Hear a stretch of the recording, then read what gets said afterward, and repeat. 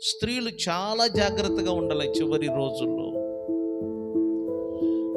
ఎందుకంటే సత్య విషయమైన అనుభవ జ్ఞానము మనం పొందాలి. బైబిల్ చదవాలి. బైబిల్ చదవటం వలన సత్య విషయమైన జ్ఞానము, దేవుని వాక్యం అంటే ఏంటి, దేవుని వాక్యం మనకి ఏం చెప్తుంది, మనం ప్రార్థన చేయటం కరెక్టా, మందిరానికి రావటం కరెక్టా, మనం చేసే పనులు కరెక్టా, ఇవన్నీ కూడా మనకు ఎలా తెలుస్తుందంటే దేవుని వాక్యములను చదువుట ద్వారా.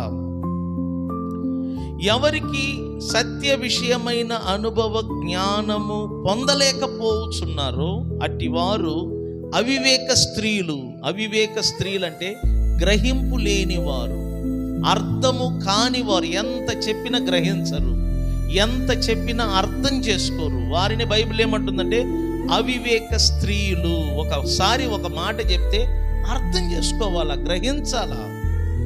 వారికి ఎన్నిసార్లు చెప్పినా అర్థం కావట్లేదంటే దాని అర్థం ఏంటంటే వారు ఎటువంటి స్త్రీలంట, అవివేకము. అవివేకం అంటే అర్థం కాని వారు.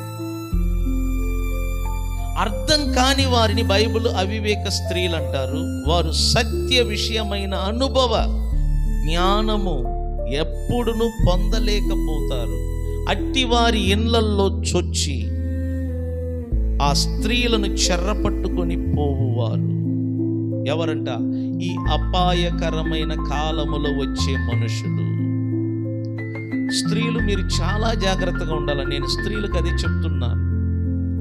ఎందుకంటే ఏదైనా తోటలో ఆదాము అవ్వమ్మ వీళ్ళిద్దరే ఉన్నారు.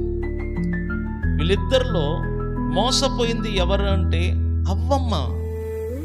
దేవుని ఆజ్ఞ మీద తిరగబడ్డది వచ్చి ఆదాము. ఎందుకంటే ఆజ్ఞ అవ్వమ్మకు దేవుడు ఇవ్వాల, దేవుడు ఆజ్ఞను ఆదాముకి ఇచ్చాడు.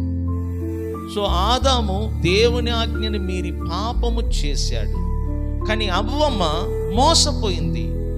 స్త్రీల యొక్క బలహీనత ఏంటంటే మోసపోవటం.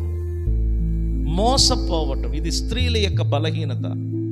కాబట్టి స్త్రీలు మీరు చాలా జాగ్రత్తగా ఉండాలి. చివరి రోజుల్లో సత్య విషయమైన అనుభవ జ్ఞానము మీరు పొందాలి.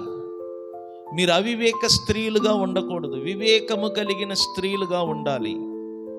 మీ ఇళ్ళల్లో వచ్చు వారిని కనిపెట్టాలి. ఎటువంటి వారు కనిపెట్టాలి. నిన్న రాత్రి నేను చెప్పాను కదా, ఎవడైనను క్రీస్తు బోధను తేక మరి దేని విషయమైన మీ ఇంటికి వచ్చిన ఎడల వాడికి శుభమని కూడా చెప్పవద్దు, ఇంట్లోని కూడా రానియవద్దు. అతడు పేరు ప్రతిష్టత కలిగిన ఒక వ్యక్తిగా ఉండవచ్చు, పరిచయమైన ఒక వ్యక్తిగా ఉండవచ్చు, ఈ చుట్టూ పరిసర ప్రాంతంలో ఘనత కలిగిన ఒక వ్యక్తిగా ఉండవచ్చు. కానీ అట్టి వారిని మన ఇండ్లల్లో కూడా రానియకూడదంట. రాణిస్తే ఏమవుతుందో తెలిసిన, వారి దుష్కార్యములలో మనం ఏమవుతున్నామంట, పాలి భాగస్తున్నాం. చూసారా, వాడు చేసే పొరపాట్లు, వాడు చేసే పాపాలలో మనం పాలు పంచుకుంటామంట తెలియక. కాబట్టి చివరి రోజుల్లో మనము చాలా జాగ్రత్తగా ఉండాలని నేను హెచ్చరిక చేస్తున్నాను.